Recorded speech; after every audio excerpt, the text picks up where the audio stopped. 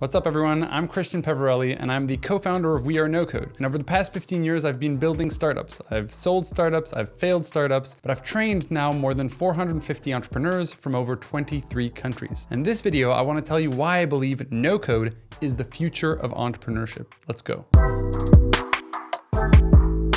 Welcome back to the Startup Studio, everyone. For those of you who it's your first time, please like and subscribe this channel. We teach non-technical people how to build apps and websites and turn them into online businesses. We give you tricks and tips, and every single like, every single comment allows us to continue doing what we do for you. First of all, what is no code? So no code is actually a set of tools that allows you to build software, apps, and websites, or to automate repetitive tasks, so automate systems without writing a single line of code and without having to depend on developers. Now, the reason why this is such an awesome movement is because most people in this world don't know how to code. And so this really gives them the power to be able to do a huge number of things themselves. But I'll tell you, I'll never forget that aha moment when I first picked up my first no-code tool and realized, oh my God, I have no technical skills, but I understand this tool. I can drag and drop functionalities, pretty simple, and it's really going to completely change the world of entrepreneurship.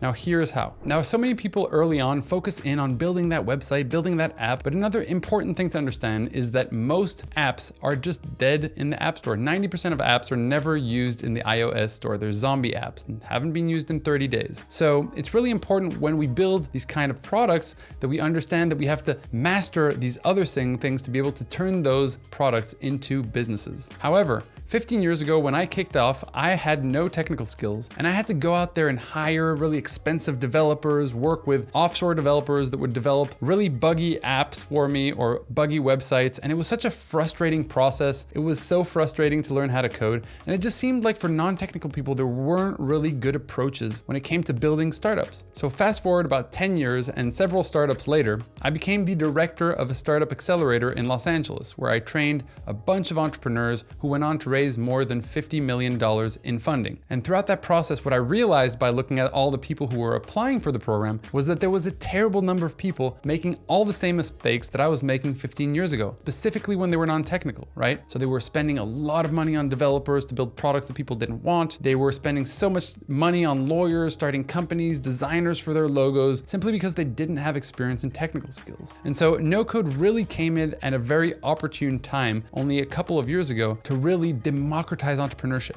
Now there's another shift that really happened. About 15 years ago, if you had a great idea and you maybe had a halfway decent pitch deck or a business plan, you could raise a couple $100,000 from investors, and they would essentially help you finance the building out of this app, this website that at the time cost a lot of money, right? Now, fast forward, and there's actually a study done by Wing Capital that shows that deals are increasingly going to startups that have revenue. So these days, you have to have revenue or traction to get investment. So that really leaves non-technical people in a real pickle. How do you build out a platform if you don't have technical skills? How do you hire developers to do so if you can't raise money from investors or don't have a bunch of money? And so all the cost of building out your platform and bringing it to market to get revenue was on the shoulders of the entrepreneurs themselves. And remember, regardless of whether you're building a software as a service platform where you sell software as the core product that you have, or you're selling apples or peaches or cardboard or whatever, you need these days to have a website, to have an app. It's really important to understand this within the context of entrepreneurship, because most people are not technical. They don't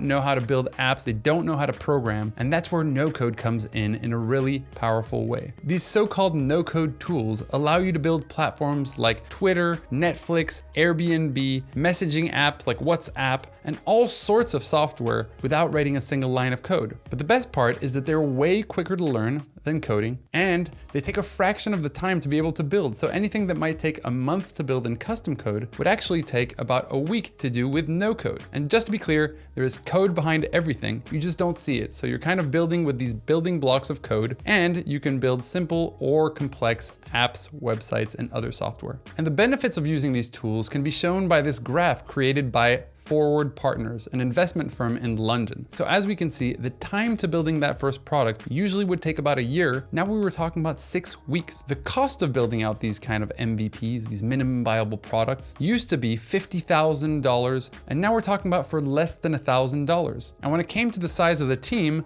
you used to need several people to build these things out. Now we're talking about just one person able to build the front end, the back end, the middleware, someone who would be able to create the designs, the logic behind them, etc., etc., etc. So we're really talking about a massive change, which means that most entrepreneurs have more than one shot on goal, right? You can build several things quickly, test them in the market, adapt them quickly, and that is why it's such a powerful way of building. Now, one of the biggest problems that used to take place was that you had to, as a non-technical entrepreneur, translate your vision to coders, and there was so much miscommunication between those two parties, and usually someone would ask for something to be built, and then the other person would understand something different, and there was constantly that thing. If you're building yourself, this makes this process way easier, and you can build your own vision without having to depend on external developers. So at We Are No Code, we built platforms like ClearSegment. We only took 10 days and built it for less than $40. Now it would take about $365 to maintain for the next 6 months, and it's a full SaaS platform. And my chief non-technical officer, Kayo, actually built a platform called Mentora, which is a marketplace that connects mentors and mentees looking to